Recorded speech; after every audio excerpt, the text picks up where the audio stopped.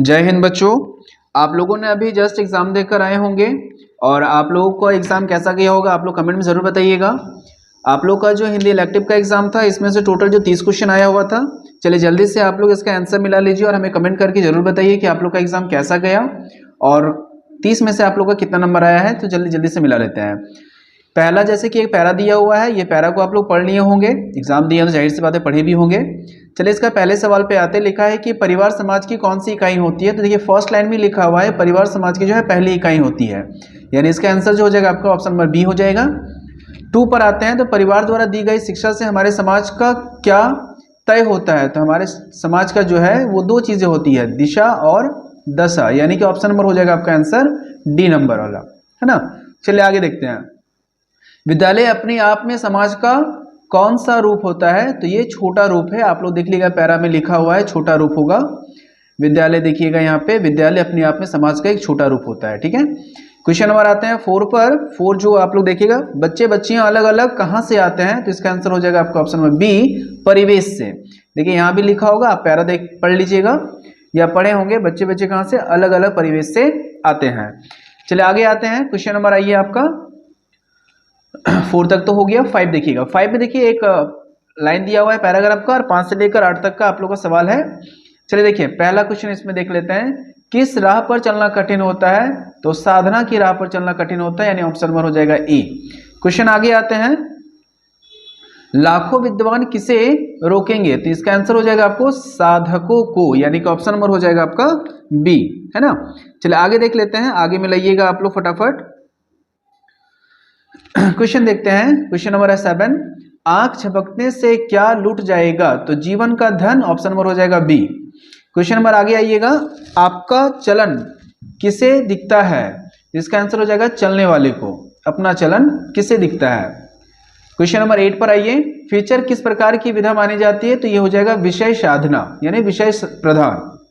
Question number 10 पर आइए, निम्नलिखित में से किसके द्वारा रचनात्मक को बढ़ाया जा सकता है। तो इसका आंसर हो जाएगा आपका ऑप्शन नंबर सी, ए और बी दोनों हो जाएगा।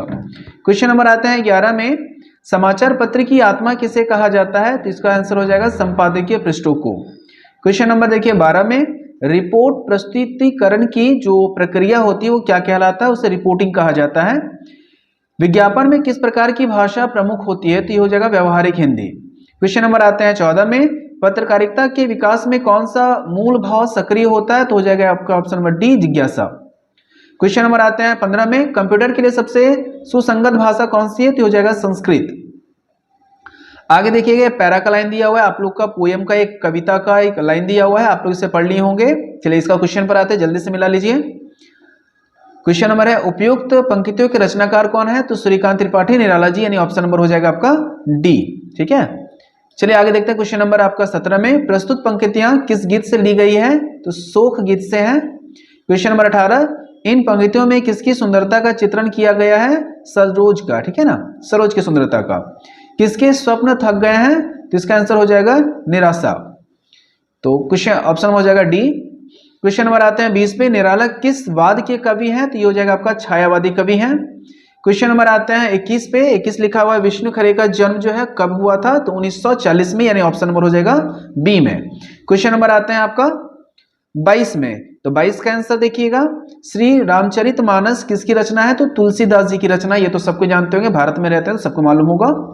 क्वेश्चन नंबर आता है 23 में, धनानंद किसे प्रेम पत्र लिखते हैं। तो हो जाएगा इसका आंसर सुजान को, ऑप्शन नंबर हो जाएगा सी। 24 में देखिएगा, लता प्रदान शब्द का अर्थ क्या होता है। लता का फैलाना, यानी ऑप्शन नंबर हो जाएगा आपका बी।